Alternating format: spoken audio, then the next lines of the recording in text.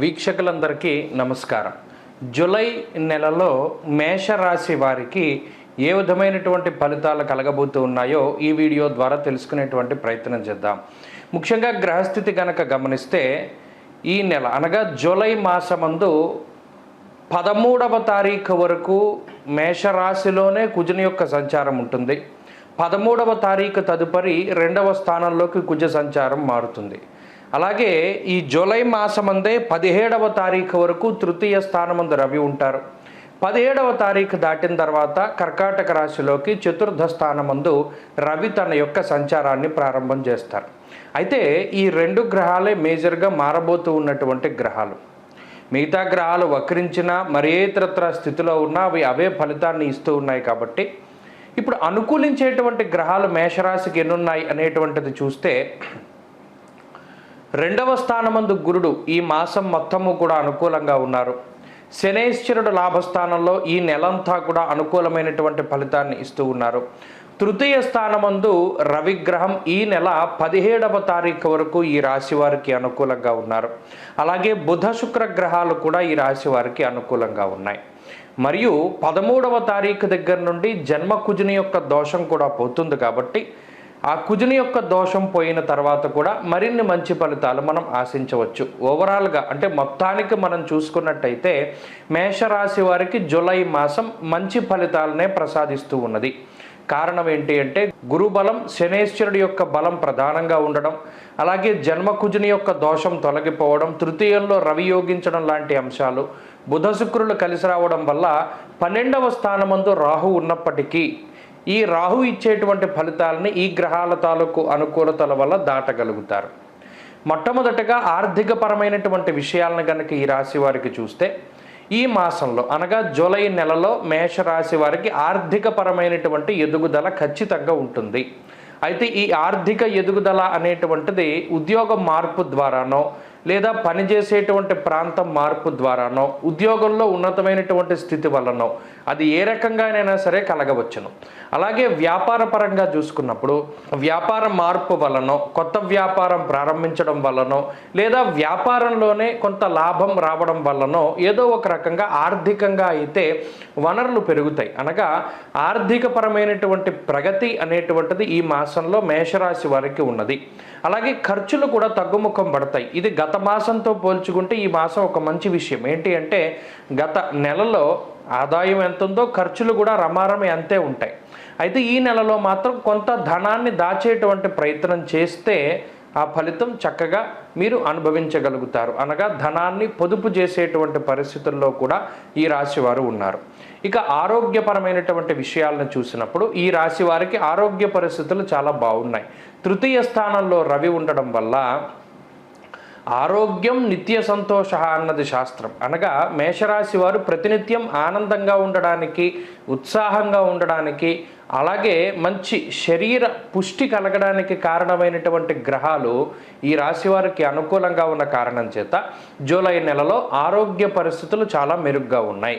అయితే ఈ 13వ తారీఖు వరకు 1వ స్థానమందు కుజుడు, 12న రాహు ఉన్నారు. కాబట్టి విషపూరితమైనటువంటి జంతువులు అనగా పాకే జంతువులు, ఈదే జంతువులు లేదా మరి ఏతరత్ర చిన్న చిన్న కీటకాలు ఇలా విషపూరితమైనటువంటివి ఏవైతే ఉన్నాయో వాటి వల్ల కొంత జాగ్రత్తగా ఉండాలి. అలాగే పాడైపోయినటువంటి ఆహార పదార్థాలని సేవించడం వల్ల కొంత అనారోగ్యం పాలవుతూ ఉండడము ఇటువంటివి కొంత ఎక్కువ జరుగుతాయి. కుజరాహువులు ఎప్పుడూ కూడా విష ప్రభావాన్ని కలగజేస్తారు. కాబట్టి ఆ మూలకంగా కొంత జాగ్రత్తగా ఉండాలి. ఇంకొకటి ఏంటి అంటే అగ్ని మూలకమైనటువంటి భయం. ఈ కుజుడు రాహు యొక్క స్థితిగతుల వల్ల విద్యుత్తు, అగ్ని ఇలా వేడి వస్తువులు ఇవి కాలడము లేకపోతే ఇంకోటి జరుగుతూ ఉండడం ఆ ఒక్క విషయం పట్ల మాత్రం జాగ్రత్తగా ఉండాలి. ఇక కుటుంబపరమైనటువంటి విషయాలు చాలా అద్భుతంగా ఉన్నాయి. కుటుంబ పరంగా అభివృద్ధి ఉంటుంది. కుటుంబ సభ్యులతోటి సమాగమం, అలాగే కుటుంబ సభ్యుల మధ్యలో సామరస్యత, అనుకూలత, కలయిక ఇవన్నీ కూడా ఏర్పడి చక్కగా ఆనందదాయకమైనటువంటి వాతావరణం ఉంటుంది.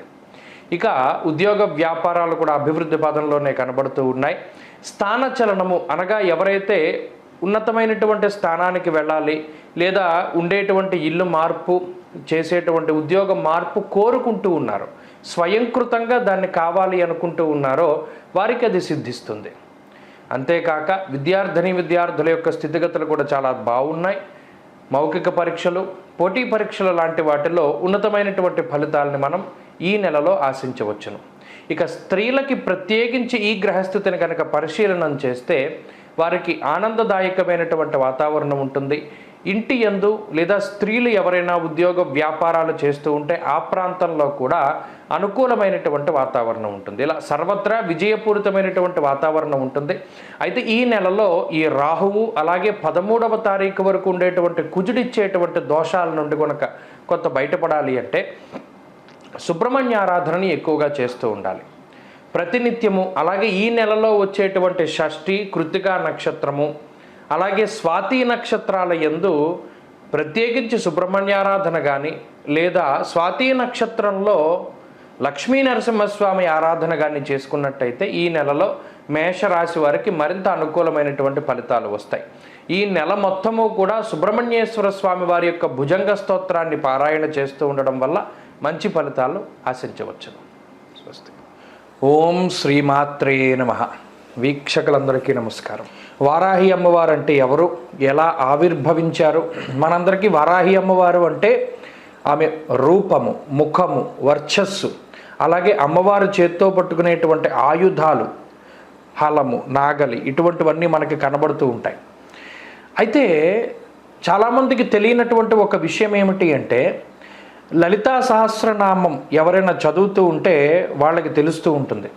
మనం సాధారణంగా శంకర భగవత్పాదులు కానీ లేదా మరి ఏ ఇతరత్ర భగవత్ స్వరూపులైనా సరే ఒక దేవతని స్తుతించేటప్పుడు ఆపాద మస్తకం స్తుతిస్తారు. అంటే పాదాల దగ్గర నుండి తలకాయ వరకు కూడా వారి యొక్క ఆ స్తుతి, అంటే వారి యొక్క స్థితి ఏ విధంగా ఉన్నది, వారు ఇన్ని హస్తాలు కలిగి ఉన్నారు లేదా వారు ఈ రకంగా ఉన్నారు ఆ రకంగా ఉన్నారని కింద నుండి పైకి వర్ణన ఉంటుంది. కానీ లలితా సహస్రనామంలో అలా ఉండదు వర్ణన. అమ్మవారి నామాలు గనక చూస్తే శ్రీమాత, శ్రీ మహారాజ్ఞి, శ్రీమత్ సింహాసనేశ్వరి, చిదగ్నికుండ సంభూత, దేవకార్య సముద్యత, ఉద్యద్భాను సహస్రాభ, చతుర్బాహు సమన్విత, అంటే కిరీటం దగ్గర నుండి కనబడుతున్నాయి మనకి వర్ణన. అంటే అక్కడ మీరు గమనించవలసిన విషయం ఏంటి అంటే చిదగ్నికుండ సంభూత, చిద్ అగ్ని. చిదగ్ని అంటే ఏంటంటే సచ్చిదానంద స్వరూపమైనటువంటి పరమాత్మ యొక్క తేజస్సు ఏదైతే ఉన్నదో అది చిదగ్ని. ఆ అగ్నిగుండం అంటే పరమాత్మ యొక్క తేజస్సు. ఆ తేజస్సు నుండి ఉద్భవించినటువంటి లలితాదేవి అగ్నిగుండం నుండి పైకి వచ్చింది. పైకి వచ్చినప్పుడు మొట్టమొదటగా ఈ కిరీటము, కన్నులు, లేకపోతేనేమో కనుబొమ్మలు, ముక్కు, నోరు, ఇలా కిందకి అమ్మవారి యొక్క స్వరూపాన్ని లలితా సహస్రనామం వర్ణన చేస్తూ ఉంటుంది. అలా చేసినప్పుడు ఈ అమ్మవారు ఆవిర్భవించినప్పుడు అమ్మవారితో పాటు మరో 2 దేవతా స్వరూపాలు కూడా చిదగ్నికుండంలోంచి బయటకు వచ్చాయి. ఒక అమ్మవారు అంటే లలితాదేవి ఆమె మధ్యలో ఉండగా ఆమె యొక్క కుడి చేతి వైపు మంత్రిని పరిసేవిత. మంత్రిని అంటే రాజ్యశ్యామలాదేవి. ఇప్పుడు మన మాతంగి అంటారు, ఉచ్చిష్ట చాండాలి అంటారు, రాజ్యశ్యామల అంటారు, మాతంగి అంటారు. ఇలా ఏ పేరు పెట్టి పిలుచుకున్నా అమ్మవారు శ్యామలాదేవి ఆమె యొక్క కుడి పక్కన, అలాగే ఇంకొక దేవత వారాహి అమ్మవారు లలితాదేవి యొక్క ఎడమ వైపుగా ఉంటారు. ఇది చిదగ్నికుండంలోంచి ఉద్భవించినటువంటి దేవతా స్వరూపాలు. ఈ ముగ్గురే సృష్టి, స్థితి, లయాలకి సంబంధించినటువంటి జ్ఞానం లేదా క్రియ, ఇచ్ఛాశక్తి, జ్ఞానశక్తి, క్రియాశక్తి. అంటే అమ్మవారి యొక్క సర్వసైన్యాధ్యక్షురాలైనటువంటి శ్యామలాదేవి, లలితాదేవి, అలాగే వారాహిదేవి. అందుకనే మీరు గమనించండి, గుప్త నవరాత్రులు లేదా అమ్మవారికి సంబంధించిన నవరాత్రులు వచ్చినప్పుడు ముఖ్యంగా శ్యామలా నవరాత్రులు వస్తాయి. అలాగే ఆశ్వీజ మాసంలో అమ్మవారి శరన్నవరాత్రులు వస్తాయి. ఆషాఢ మాసంలో గుప్త నవరాత్రులు వస్తాయి. ఈ 3 వస్తాయి. మిగతా దశమహావిద్యలకి సంబంధించినటువంటి నవరాత్రులు ఎక్కడా కనబడవు. ఎందుకు రావు అంటే ఈ ముగ్గురు దేవతలే చిదగ్నికుండ నుండి బయటకు వచ్చినటువంటి ఇచ్ఛాశక్తి, జ్ఞానశక్తి, క్రియాశక్తి స్వరూపాలు. అందుకనే శ్యామల నవరాత్రులు ఉంటాయి, ఆశ్వీజ నవరాత్రులు ఉంటాయి, అలాగే వారాహి నవరాత్రులు ఉంటాయి.